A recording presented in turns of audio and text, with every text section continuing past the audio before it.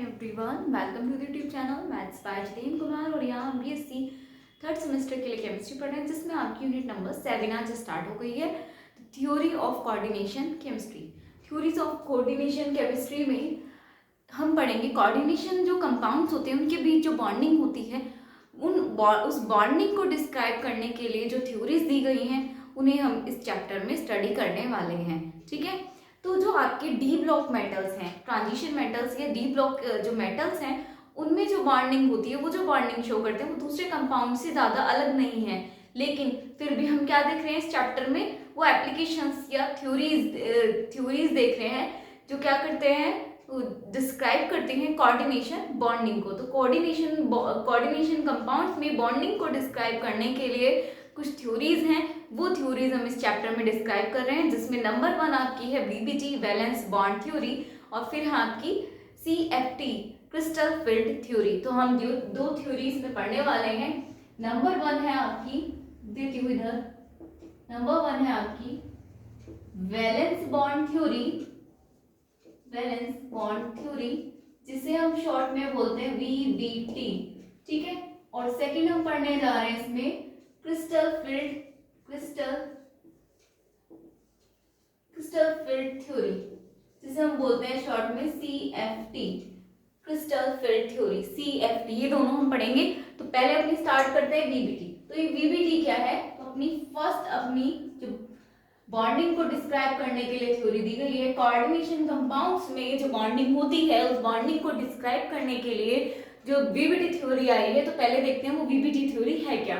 ठीक है, तो आप हेडिंग डालिए valence bond theory, valence bond theory, इसको हम इन शॉर्ट वीबीटी बोलते हैं। ठीक है,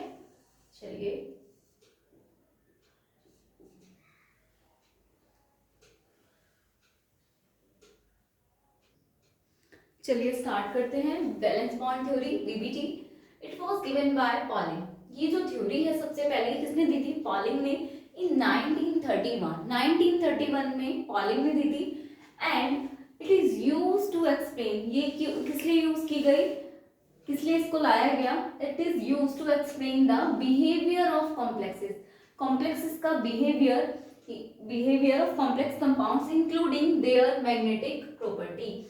यानी कि तो कॉम्प्लेक्स कंपाउंड जो है उनका बिहेवियर एक्सप्लेन करने के लिए, दूसरा उनकी मैग्नेटिक प्रॉपर्टी एक्सप्लेन करने के लिए, तीसरा उनका कलर्ड नेचर एक्सप्लेन करने के लिए, और फोर्थ है उनका influence of ligand.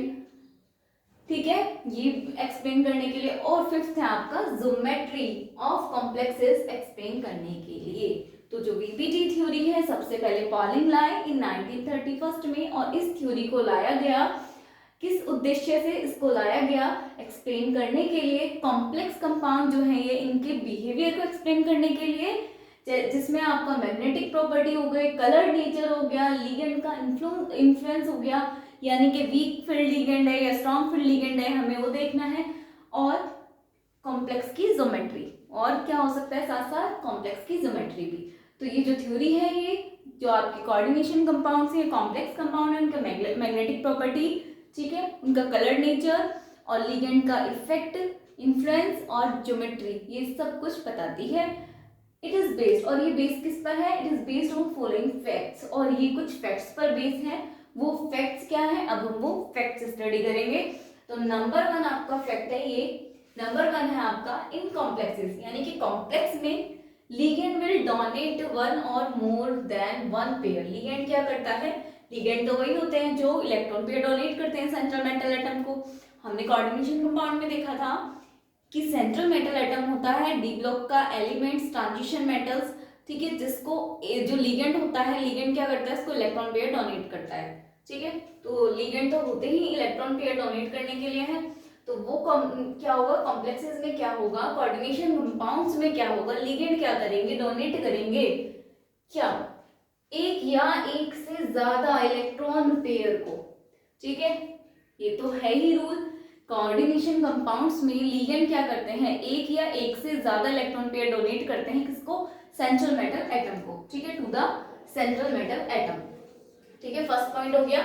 First point कुछ नहीं है, उस कोऑर्डिनेशन कंपाउंड में लिगेंड क्या करते हैं, एक या एक से ज्यादा इलेक्ट्रॉन पेयर डोनेट करते हैं सेंट्रल मेटल एटम को। ठीक है, दूसरा फैक्ट देखते हैं, सेंट्रल मेटल एटम क्या करता है, अब वो डोनेट करेगा तो ये लेगा भी तो सेंट्रल मेटल एटम, अगर लिगेंड डोनेट करेगा इलेक्ट्रॉन पेयर तो सेंट्रल मेटल एटम से लेगा भी तो एक्सेप्ट करेगा। तो सेकंड पॉइंट वही है कि central metal atom will provide, वो प्रोवाइड करता है क्या, एम्प्टी ऑर्बिटल, खाली ऑर्बिटल। क्यों देगा खाली ऑर्बिटल, प्रोवाइड कराएगा तभी तो उसमें लिगेंड डोनेट करेगा इलेक्ट्रॉन को, ठीक है, इलेक्ट्रॉन पेयर्स को। तो central metal atom will provide the empty orbitals for the electron pairs donated bye ligands. जो लिगेंड के द्वारा इलेक्ट्रॉन पेयर डोनेट किए गए हैं उनके लिए central metal atom empty orbital provide कराएगा। ठीक है, यानी कि लिगेंड इलेक्ट्रॉन पेयर दे रहा है, ठीक है, लेकिन सेंट्रल मेटल एटम ले भी तो रहा है और लेने के लिए उसके पास स्पेस भी तो होना चाहिए। तो वो जो स्पेस एम्प्टी जो प्रोवाइड करा रहा है उसे यहाँ पर हम बोलते हैं ऑर्बिटल, क्योंकि ऑर्बिटल में ही इलेक्ट्रॉन रहेगा। तो जो सेंट्रल मेटल एटम है वो एम्प्टी ऑर्बिटल प्रोवाइड कराता है जिससे लिगेंड उसमें इलेक्ट्रॉन दे सके। ठीक है, तो फर्स्ट पॉइंट था आपका कि लिगेंड एक या एक से ज्यादा इलेक्ट्रॉन देता है, इलेक्ट्रॉन पेयर देता है सेंट्रल मेटल एटम को। दूसरा, अब वो देगा तो सेंट्रल मेटल एटम लेगा, तो सेंट्रल मेटल एटम के पास खाली जगह भी होनी चाहिए। तो सेंट्रल मेटल एटम क्या करता है, एक एम्प्टी ऑर्बिटल प्रोवाइड करा देता है जिससे कि क्या हो, लिगेंड इजीली क्या कर सके, इलेक्ट्रॉन पेयर डोनेट कर सके। ठीक है, चलिए थर्ड फैक्ट क्या कहता है, These empty orbitals will participate in hybridization। अब जो ये empty orbital है जो वो प्रोवाइड करा रहा है सेंट्रल मेटल एटम, तो ये empty orbital क्या करते हैं, पार्टिसिपेट करते हैं किसमें, हाइब्रिडाइजेशन में। और हम ये पढ़ चुके हैं हाइब्रिडाइजेशन क्या होता है, मिक्सिंग ऑफ ऑर्बिटल्स। ठीक है, ये हम पढ़ चुके हैं, ओवरलैपिंग करते हैं ऑर्बिटल्स। ठीक है, तो ये जो आपके खाली ऑर्बिटल सेंट्रल मेटल एटम दे रहा है, ये खाली ऑर्बिटल पार्टिसिपेट करते हैं किसमें, हाइब्रिडाइजेशन में। सो दीज ऑर्बिटल, इसीलिए ये ऑर्बिटल क्या कहलाते हैं, so these orbitals are also known as, इसीलिए इन ऑर्बिटल्स को क्या कहते हैं, हाइब्रिड ऑर्बिटल्स भी कहते हैं। किनको, खाली ऑर्बिटल्स जो सेंट्रल मेटल एटम प्रोवाइड करा रहा है, ये ऑर्बिटल आगे जाके पार्टिसिपेट करते हैं किसमें, हाइब्रिडाइजेशन में, यानी कि मिक्सिंग ऑफ ऑर्बिटल्स में। ठीक है, तो इसीलिए ये ऑर्बिटल किस नाम से और जाने जाते हैं, हाइब्रिड ऑर्बिटल भी कहलाते हैं। चलिए फोर्थ पॉइंट है आपका hybrid state of central metal atom. Fourth point अभी बाद में पढ़ेंगे क्योंकि इनकम्प्लीट है, नीचे स्पेस नहीं था। अभी 3 तक करते हैं, इसको मैं ऊपर लिखूंगी। ठीक है, पहले एक बार इसको नोट डाउन कर लीजिए। तो जो वैलेंस बॉन्ड थ्योरी वो पॉलिंग ने दी है 1931 में, और वो भी इसलिए दी गई कि कॉम्प्लेक्स कंपाउंड्स या कोऑर्डिनेशन कंपाउंड्स के बिहेवियर को एक्सप्लेन कर सके। बिहेवियर जैसे मैग्नेटिक प्रॉपर्टी हो गई, कलर नेचर हो गया, लिगेंड का इन्फ्लुएंस हो गया और ज्योमेट्री हो गई। ठीक है, अब ये जो थ्योरी है वो कुछ फैक्ट्स पर बेसिस है। उसमें नंबर 1 फैक्ट्स यही है कि लिगेंड सेंट्रल मेटल एटम को एक या एक से ज्यादा इलेक्ट्रॉन पेयर डोनेट करता है। अब वो डोनेट करेगा तो सेंट्रल मेटल एटम लेगा और लेने के लिए उसके पास खाली जगह होनी चाहिए। तो दूसरा पॉइंट यही कहता है कि जो सेंट्रल मेटल एटम है वो क्या करता है, एम्प्टी ऑर्बिटल प्रोवाइड कराता है जिससे क्या कर सके, लिगेंड इलेक्ट्रॉन पेयर डोनेट कर सके, तो वो एम्प्टी ऑर्बिटल में एडजस्ट हो सके। ठीक है, थर्ड पॉइंट है आपका, ये जो एम्प्टी ऑर्बिटल प्रोवाइड करा रहा है सेंट्रल मेटल एटम, ये एम्प्टी ऑर्बिटल पार्टिसिपेट करते हैं हाइब्रिडाइजेशन में और इसीलिए ये हाइब्रिड ऑर्बिटल्स भी कहलाते हैं। आपने देखा था जब हमने हाइब्रिडाइजेशन कॉन्सेप्ट पढ़ा था तो उसमें जो ऑर्बिटल पार्टिसिपेट करते हैं, तो जो ऑर्बिटल पार्टिसिपेट करते हैं और बाद में एक नया जो ऑर्बिटल बनता है उसे हम बोलते हैं हाइब्रिड ऑर्बिटल। हमने देखा था ना, तो वही है क्योंकि ये ऑर्बिटल्स हाइब्रिडाइजेशन में पार्टिसिपेट करते हैं इसलिए इन ऑर्बिटल्स को हाइब्रिड ऑर्बिटल्स भी कहते हैं। अब फोर्थ पॉइंट है, हम भी ऊपर देखेंगे, यहाँ पर स्पेस नहीं था नीचे, तो यहाँ तक नोट डाउन करिए थर्ड पॉइंट तक और इसको फिर मैं रफ करके यहाँ से लिखती हूँ फोर्थ पॉइंट। ठीक है,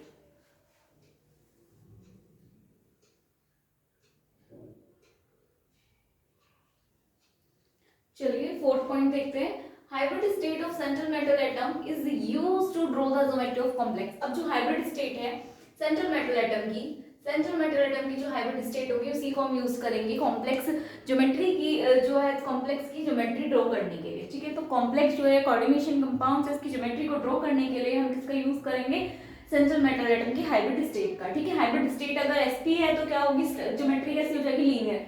sp हाइब्रिड स्टेट है यानी कि s और एक p ऑर्बिटल क्या कर रहे हैं, ओवरलैप कर रहे हैं। तो जब हाइब्रिड ऑर्बिटल्स जो बनता है उसे बोलते हैं हम sp हाइब्रिड ऑर्बिटल्स। और उससे बनने वाली ज्योमेट्री होती है लीनियर। और sp2 है तो क्या होगा, sp है तो क्या होगा लीनियर, sp2 है तो क्या होगा प्लेनर, sp3 है तो क्या होगा टेट्राहेड्रल, dsp2 है तो होगा स्क्वायर प्लेनर, और sp3d2 या d2sp3 है तो क्या हो जाएगा आपका स्क्वायर बाय पिरामिडल, और sp3d है तो ट्रायंगुलर बाय पिरामिडल, sp3d3 है तो क्या होगा पेंटागोनल बाय पिरामिडल, और d3sp3 है तो क्या हो जाएगा इसका पेंटागोनल बाय पिरामिडल ही हो जाएगा। ये दोनों हो जाएंगे सेम, ठीक है, ये दोनों हो जाएंगे सेम, ठीक है। sp3d3 और d3sp3 का भी पेंटागोनल बाय पिरामिडल, ये दोनों के सेम। ये आपको याद रखना है, sp के लिए लीनियर, sp2 के लिए प्लेनर, sp3 के लिए टेट्राहेड्रल, ठीक है, ये तीन तो याद ही रहते हैं, लीनियर प्लेनर टेट्राहेड्रल, यहाँ तक तो सबको याद रहता है, यहाँ से याद करना है dsp2 के लिए sp स्क्वायर प्लेनर, और जैसे एक और बढ़ गया तो यहाँ पे क्या हो जाएगा dsp3d2, एक d भी बढ़ गया एक p भी बढ़ गया तो क्या हो जाएगा स्क्वायर बाय पिरामिडल, और sp3d क्या हो जाएगा ट्रायंगुलर बाय पिरामिडल, और sp3d3 हो जाएगा पेंटागोनल बाय पिरामिडल, और d3sp3 मतलब ये सीधा है, और इसको उल्टा भी कर सकते हो आप, d को इधर ले आओ, s को इधर, d3sp3 भी क्या हो गया पेंटागोनल बाय पिरामिडल। ये आपको याद रखने हैं कि कौन से हाइब्रिड स्टेट के लिए कौन सी आपकी ज्योमेट्री आती है। तो ये बताया पीवीटी ने कि अगर हमें सेंट्रोमेटर एटम का हाइब्रिड स्टेट पता है तो हम उससे कॉम्प्लेक्स की ज्योमेट्री भी निकाल सकते हैं, sp के लिए लीनियर, sp2 के लिए प्लेनर, इस तरह से आपकी ज्योमेट्री आ जाएंगी, ठीक है। चलिए इसको नोट डाउन करिए, फिर चलते हैं अपने फिफ्थ पॉइंट की तरफ।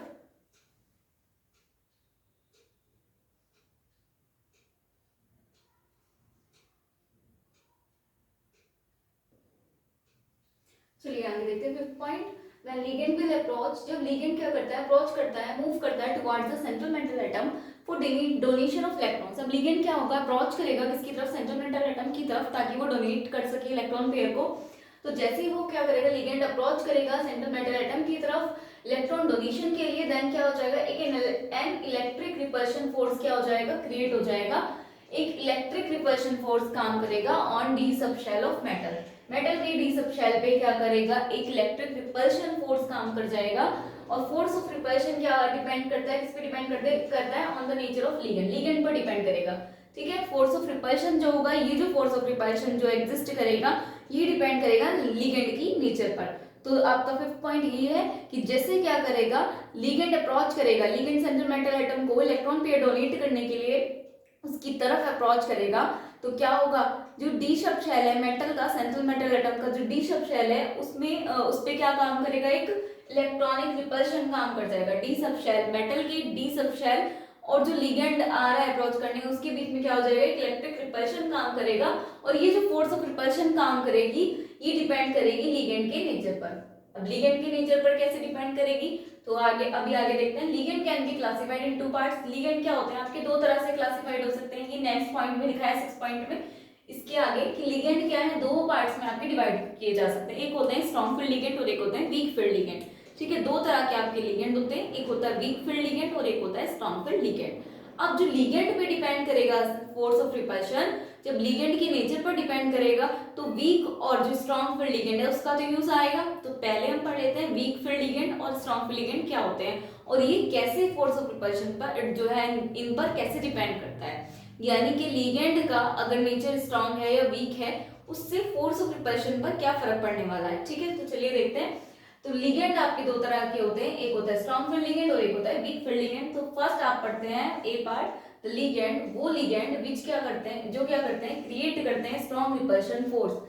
तो वो लिगेंड जो क्रिएट करते हैं strong repulsion force on the electrons of metal, यानी कि जो मेटल के डी सबशेल के इलेक्ट्रॉनों पर द लिगेंड वो लिगेंड जो मेटल के डी सबशेल के जो इलेक्ट्रॉन होते हैं उन पर स्ट्रॉन्ग रिपल्शन फोर्स क्रिएट करते हैं, वो क्या कहलाते हैं स्ट्रॉन्ग फील्ड लिगेंड कहलाते हैं, ठीक है। The ligand which creates strong repulsion force on the electrons of metal, या लिख सकते हो force on electrons of the subshell of metal are known as strong field ligands. जैसे एग्जांपल देखें, आपको ध्यान भी रखना है, साइनाइड हो गया और कार्बोनिल हो गया और NH3 और इथाइलिन डाइअमीन, ये सारे कैसे हैं स्ट्रॉन्ग फील्ड लिगेंड होते हैं, ठीक है। साइनाइड, कार्बोनिल, अमोनिया और इथाइलिन डाइअमीन ये सारे स्ट्रॉन्ग फील्ड लिगेंड है। अब वो लिगेंड बी पार्ट में देखते हैं। वो लिगेंड यानी कि द लिगेंड विच क्रिएट्स, जो क्या करते हैं, क्रिएट करते हैं वीक फोर्स ऑफ रिपल्शन, जो क्रिएट करते हैं weak force of repulsion on the electrons of the sub shell of metal, जो मेटल की डी सब शेल के इलेक्ट्रॉन्स पर weak force of repulsion create करते हैं, वो क्या कहलाते हैं, वीक कर रहे हैं तो वीक फील्ड लिगेंड कहलाएंगे, ठीक है। तो the ligand which creates weak force of repulsion on the electrons of metal are known as weak field ligand, वो वीक फील्ड लिगेंड कहलाते हैं, ठीक है। उनके एग्जांपल हैं, देखो यहाँ पे example, fluorine, chlorine, bromine, iodine, halogens लिख दीजिए, और वाटर और OH, ठीक है, वाटर और हाइड्रोक्साइड OH, ठीक है। चलिए आगे देखते हैं 7 पॉइंट। तो 5th और 6th आपका समझ आ गया कि लिगेंड जैसे क्या करता है, मेटल की तरफ अप्रोच करता है इलेक्ट्रॉन डोनेशन के लिए, तो वहां पर क्या हो जाएगा, मेटल के डी सब शेल और जो डी सब शेल के बीच में क्या काम करेगा, एक इलेक्ट्रॉनिक रिपल्शन क्रिएट हो जाएगा, और ये रिपल्शन किस बात पर डिपेंड करता है, लिगेंड के नेचर पर। अब लिगेंड के नेचर की बात आ गई तो 6 पॉइंट में वही है, लिगेंड के नेचर के बेस पर, नेचर के बेस पर लिगेंड दो तरह के होते हैं, वीक फील्ड लिगेंड और स्ट्रॉन्ग फील्ड लिगेंड। तो वो लिगेंड जो क्या करते हैं, सेंट्रल मेटल एटम के डी सब शेल के इलेक्ट्रॉनों पर क्या करते हैं, strong force of repulsion create करते हैं, वो स्ट्रॉन्ग फील्ड लिगेंड कहलाते हैं। और जो मेटल के डी सब शेल के इलेक्ट्रॉन पर वीक फील्ड, जो week force of repulsion create करते हैं, वो वीक फील्ड लिगेंड कहलाते हैं। एग्जाम्पल आपको ध्यान रखने हैं, साइनाइड हो गया, और जो अमोनिया है, इथाइलिन डायोमीन है, कार्बोनिल है, सारे weak field strong field ligand है। और वीक फील्ड में हेलोजेंस हो गया, वाटर हो गया, OH हो गया, सारे वीक फील्ड लिगेंड है, ठीक है।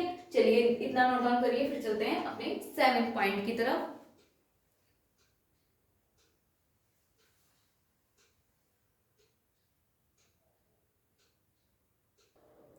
चलिए आगे देखते हैं पॉइंट 7। पॉइंट 7 क्या कहता है, इफ स्ट्रॉन्ग फील्ड लिगेंड, अब स्ट्रॉन्ग वीक फील्ड लिगेंड हमें पता चल गया। तो अगर स्ट्रॉन्ग फील्ड लिगेंड क्या कर रहा है, प्रेजेंट है कॉम्प्लेक्स में, कॉम्प्लेक्स में अगर स्ट्रॉन्ग फील्ड लिगेंड प्रेजेंट है तो ये क्या करेगा, it will create strong repulsion force. अभी देखा हमने, स्ट्रॉन्ग फील्ड लिगेंड अगर कॉम्प्लेक्स में प्रेजेंट है तो क्या करेगा, वो स्ट्रॉन्ग ही क्या करेगा, रिपल्शन फोर्स क्रिएट करेगा। तो it will create strong repulsion force on the electrons of the metals, metals के डी इलेक्ट्रॉन्स, मेटल्स के डी सब शेल के इलेक्ट्रॉनों पर क्या करेगा, स्ट्रॉन्ग रिपल्शन फोर्स क्रिएट करेगा, and it will pair up. और जब स्ट्रॉन्ग रिपल्शन फोर्स क्या हो रहा है, एग्जिस्ट कर रहा है, तो क्या करेगा, ये पेयरिंग करा देगा। So it will pair up the electrons, तो इलेक्ट्रॉनों की पेयरिंग हो जाएगी, ठीक है, इलेक्ट्रॉनों की पेयरिंग हो जाएगी ऑफ डी सब शेल के इलेक्ट्रॉनों की पेयरिंग हो जाएगी। इन दिस कंडीशन, इस कंडीशन में क्या हो जाएगा, inner d orbital, inner d sub shell, इस कंडीशन में क्या होगा, इनर डी सब शेल क्या होगा, हैज एम्प्टी ऑर्बिटल। तो इनर डी सब शेल के पास एम्प्टी ऑर्बिटल हो जाएगी। क्या होगा, जैसे इनकी पेयरिंग हो गई तो डी सब शेल जो है आपकी इनर डी सब शेल, उसके पास क्या हो गया, एम्प्टी यानी कि खाली ऑर्बिटल हो गया। अब क्या हो सकता है, and it can provide these orbital, और अब ये जो ऑर्बिटल खाली हो गए हैं, अब ये जो कॉम्प्लेक्स है इन खाली ऑर्बिटल्स को अपने हाइब्रिडाइजेशन के लिए दे सकता है, ठीक है। तो and it can provide these orbitals for hybridization, तो अब ये इन ऑर्बिटल्स को हाइब्रिडाइजेशन के लिए दे सकता है।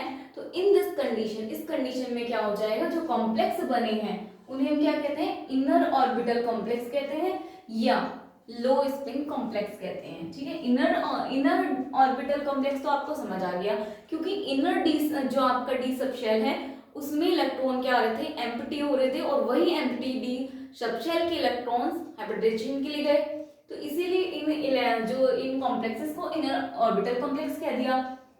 लेकिन जो लो स्पिन कॉम्प्लेक्स है ये क्यों कहा इन्हें, ठीक है। तो इसका रीजन देखते हैं, एग्जांपल देखते हैं। पहले एग्जांपल है आपका FeCN6 का होल -4, ठीक है।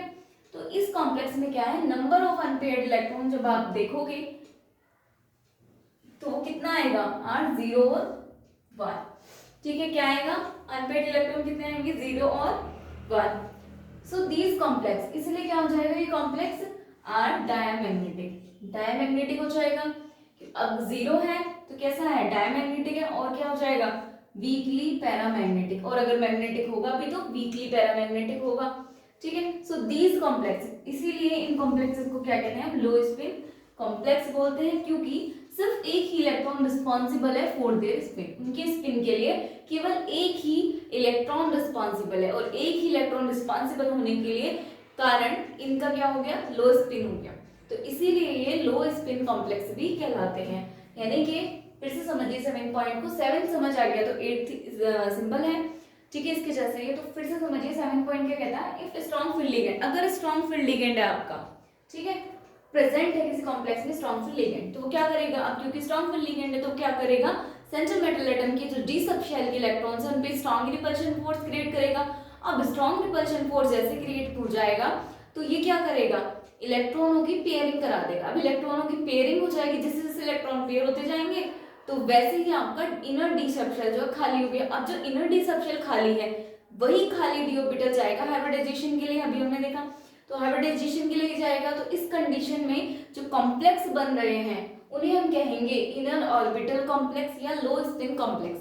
फॉर एग्जांपल एक हमने यहाँ पर देखा, इस कॉम्प्लेक्स में नंबर ऑफ अनपेयर्ड इलेक्ट्रॉन्स कितने हैं, 0 और 1। तो अगर 0 है अनपेयर्ड इलेक्ट्रॉन तो डायमैग्नेटिक होता ही होता है, लेकिन अगर 1 अनपेयर्ड इलेक्ट्रॉन है तो ये पैरामैग्नेटिक होगा, लेकिन वीकली पैरामैग्नेटिक, ठीक है। तो अब ये इसीलिए लो स्पिन कॉम्प्लेक्स कहलाता है क्योंकि यहाँ पर एक ही इलेक्ट्रॉन प्रेजेंट है और एक इलेक्ट्रॉन ही इसके स्पिन के लिए रिस्पॉन्सिबल है, और एक इलेक्ट्रॉन रिस्पॉन्सिबल होगा स्पिन के लिए, तो स्पिन कैसा हो जाएगा, लो, ठीक है, समझ आ गया। चलिए एक बार इसको नोट डाउन करिए पहले।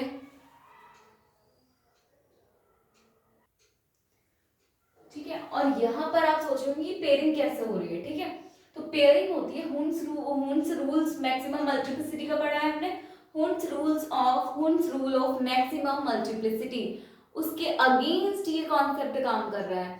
वो तो कहता है कि पहले सभी ऑर्बिटल में एक एक इलेक्ट्रॉन चला जाएगा, उसके बाद पेयरिंग स्टार्ट होगी, लेकिन जब अगर स्ट्रॉन्ग फील्ड लिगेंड आपका लग जाए तो स्ट्रॉन्ग फील्ड लिगेंड लगने के कारण क्या हो जाएगा, पेयरिंग कैसे हो जाएगी, पहले पेयरिंग होगी, उसके बाद आगे के ऑर्बिटल में फिलिंग होगी। जैसे मैं भी यहाँ पे रफली आइडिया दे देती हूँ, फिर एक एग्जांपल्स हम करेंगे काफी सारे। जैसे यहाँ पर देखो हुन्स मैक्सिमम मल्टीप्लिसिटी का जो रूल है, Hund's rule for maximum multiplicity, वो कहता है कि अगर जैसे पी ऑर्बिटल है, इसमें पहले एक इलेक्ट्रॉन जाएगा हर ऑर्बिटल में, उसके बाद पेयरिंग होगी, ये कहता है Hund's rule of maximum multiplicity. लेकिन स्ट्रॉन्ग फील्ड लिगेंड के केस में क्या होगा, उस केस में होगा कि पहले पेयरिंग होगी फिर इलेक्ट्रॉन जाएगा, ठीक है, यानी कि जैसे आपका पी ऑर्बिटल है तो पहले इसमें पेयरिंग के साथ जाएगा, फिर दूसरे में और फिर तीसरे में। मान लीजिए अब आपके पास 4 है, इसकी फिलिंग करोगे अगर इसमें हुन्स रूल के अकॉर्डिंग फिलिंग करोगे तो ये इस तरह से फिलिंग होगी, हुन्स रूल के अकॉर्डिंग टू हुन्स रूल, ठीक है। लेकिन अगर जो आपका स्ट्रॉन्ग फील्ड लिगेंड के अकॉर्डिंग होगी तो 4 इलेक्ट्रॉन है तो कैसे हो जाएगा, 4 है तो कैसे जाएगा, 1 2 3 4, 2 2 के पेयर में, तो एक ऑर्बिटल बच गया ना आपका खाली। तो यही केस समझा रहे हैं कि Hund's rule of maximum multiplicity के अकॉर्डिंग तो पहले हर ऑर्बिटल में एक इलेक्ट्रॉन एंटर करेगा, उसके बाद पेयरिंग होगी। लेकिन अगर जो आपका स्ट्रॉन्ग फील्ड लिगेंड लग जाता है तो वो कहता है कि पहले पेयरिंग हो जाएगी। स्ट्रॉन्ग फील्ड लिगेंड है तो स्ट्रॉन्ग रिपल्शन फोर्स क्रिएट कर देगा और इसीलिए वहां पर पहले पेयरिंग हो जाएगी, ठीक है, पेयरिंग हो गई। तो अब जो अगर एक ऑर्बिटल खाली बच रहा है ये जाएगा हाइब्रिडाइजेशन के लिए, और अगर ये हाइब्रिडाइजेशन के लिए गया तो ये क्या कहलाएगा, ये जो कॉम्प्लेक्स है ये कॉम्प्लेक्स कहलाएंगे आपके इनर ऑर्बिटल कॉम्प्लेक्स।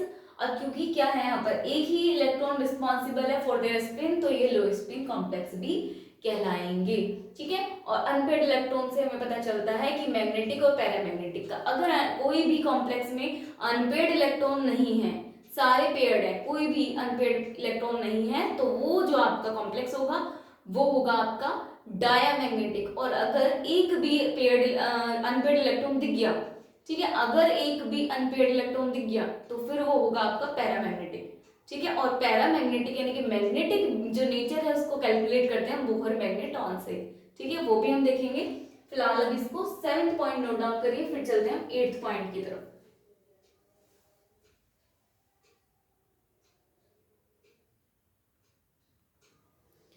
चलिए आगे देखते हैं अपना पॉइंट नंबर 8, ठीक है, पॉइंट नंबर 8। अगर आपको 7 समझ आ गया तो 8 बहुत इजी है।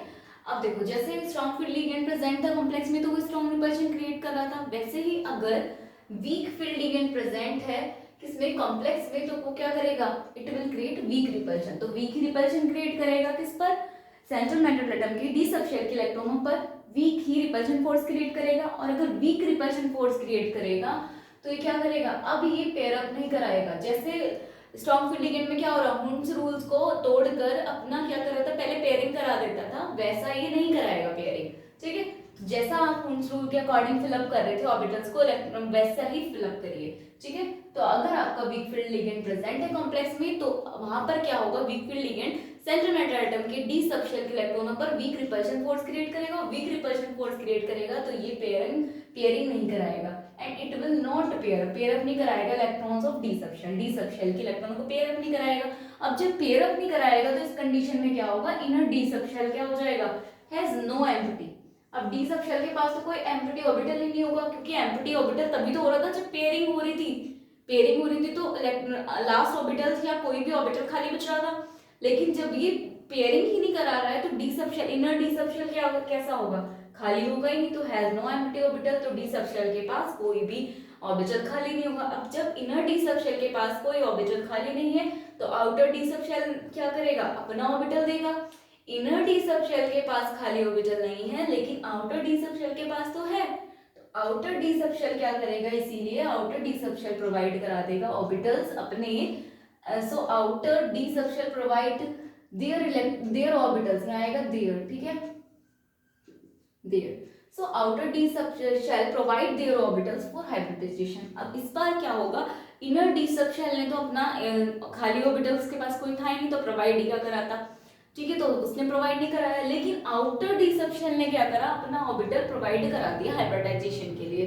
तो इस कंडीशन में अब जो कॉम्प्लेक्स बनेंगे वो कहलाएंगे आपके आउटर ऑर्बिटल कॉम्प्लेक्स।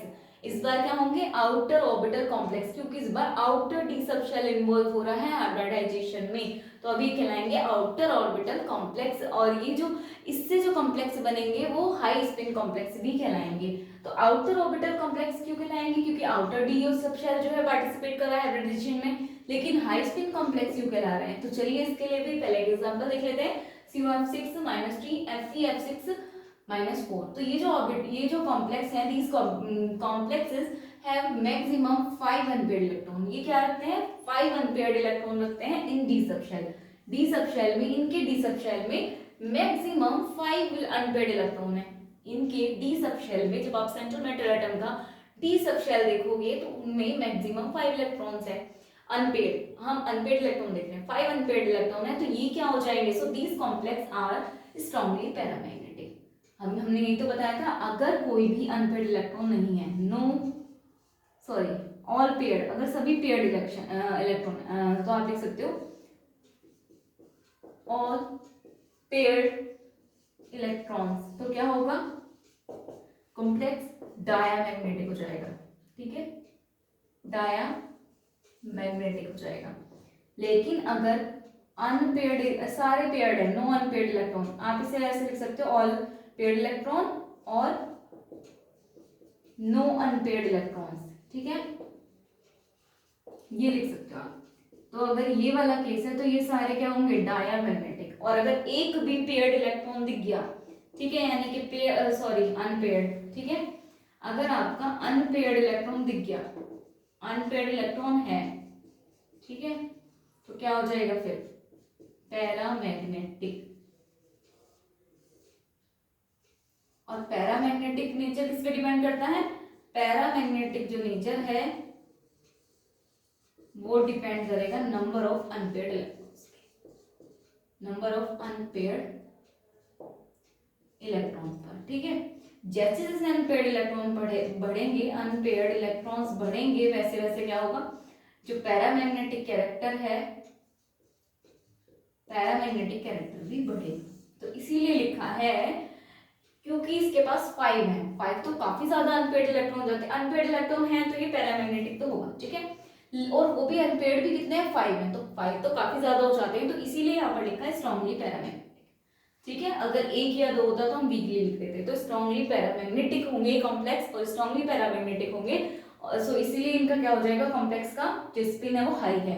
क्यों, क्योंकि due to present of enough unpaired electron, क्योंकि वहां पर जितने उसको चाहिए enough electron unpaid electron present है, और इतने नंबर ऑफ अनपेड इलेक्ट्रॉन कितना है, ज़्यादा है, तो इसीलिए इनका स्पिन कैसा हो गया, ज़्यादा, हाई स्पिन। तो ये हाई स्पिन कॉम्प्लेक्स इसीलिए कहलाते हैं। ठीक है, किस लिए कहलाते हैं, हाई स्पिन कॉम्प्लेक्स इसीलिए कहलाते हैं। तो आपका 8th पॉइंट हो गया ये।